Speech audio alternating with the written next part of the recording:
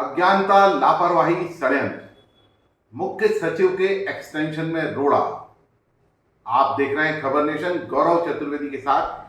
मध्य प्रदेश की एक सबसे बड़ी खबर से मैं आपको परिचित कराने जा रहा हूं। मध्य प्रदेश का नया मुख्य सचिव कौन होगा पर भले ही कयासबाजी चल रही हो, लेकिन वर्तमान मुख्य सचिव श्रीमती वीरा राणा के एक्सटेंशन पर खतरे के बादल मंडरा रहे हैं।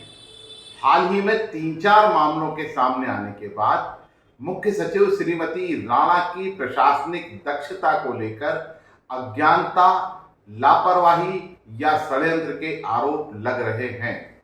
विस्तृत विवरण जानने के लिए पूरा समाचार देखें, जिनको लेकर दिल्ली को अवगत करा दिया गया है। गौरतलब है कि मुख्य सचिव श्रीमती वीरा राणा वर्तमान में एक्सटेंशन पर हैं। राणा का कार्यकाल 30 सितंबर को समाप्त हो रहा है। भावी मुख्य सचिव को लेकर अभी किसी भी प्रकार की प्रशासनिक कवायद शुरू नहीं हुई है। भोपाल से लेकर दिल्ली तक दावेदारों के खिलाफ शिकवा शिकायतों का दौर शुरू हो चुका है। 1988 बैच की भारतीय प्रशासनिक सेवा की अधिकारी श्रीमती वीरा राणा को नवंबर 2023 में मुख्य सचिव बनाया गया था।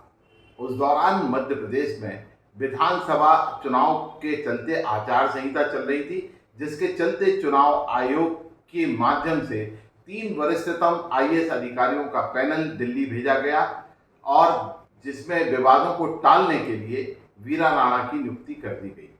किस्मत की धनी वीरा राणा मार्च 31 को रिटायर होने वाली थी, तब मध्य प्रदेश में लोकसभा चुनाव की आचार संहिता लगी हुई थी।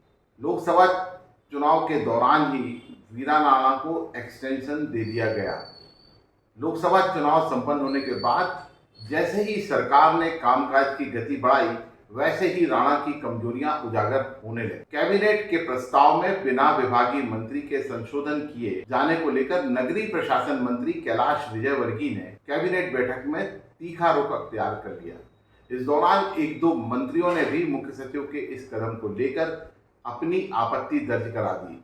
मुख्यमंत्री के बीच बचाव के बाद मामला सुलझाया गया। इसी प्रकार एक दूसरी कैबिनेट बैठक में देश में बंद हो चुके कानून भारतीय दंड संहिता की एक धारा में संशोधन का प्रस्ताव पेश कर दिया गया। गौरतलब है कि गृह विभाग का प्रस्ताव मुख्यमंत्री मोहन यादव के पास ही गृह विभाग का जिम्मा रहने के दौरान पेश किया गया। सरकार की बदनामी हो सकती थी और यादव को इस गलती के लिए दिल्ली को जवाब देना पड़ सकता था।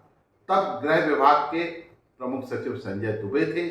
एक मंत्री के आपत्ति लेने के बाद मामला कैबिनेट से हटाया गया। इसी प्रकार एक और मामले में हाल ही में मुख्य सचिव के नजदीकी परिजनों द्वारा एक तबादले को लेकर पैसा मांगने और तबादला आदेश को रोके रखने का आरोप भी लग रहा है। यह तबादला मंत्री की सिफारिश पर मुख्यमंत्री ने अनुशंसा करते हुए किया था, लेकिन जब मुख्य सचिव के परिजन को इस बात की जानकारी लगी कि फलाने पद पर फलाने व्यक्ति की पदस्थापना की जा रही है, तो उन्हें बुलाकर उनसे पैसे की डिमांड की गई।